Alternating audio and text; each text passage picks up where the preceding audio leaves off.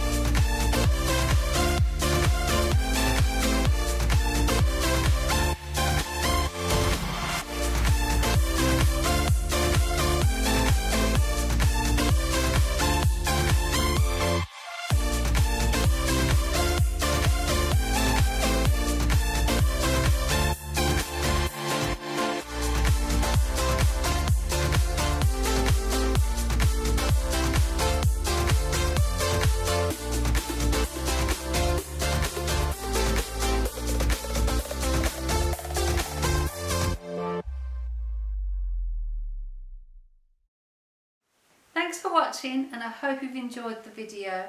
I've got lots of different creations coming up, so if you want to press that subscribe button, then you won't miss out on any of my creations.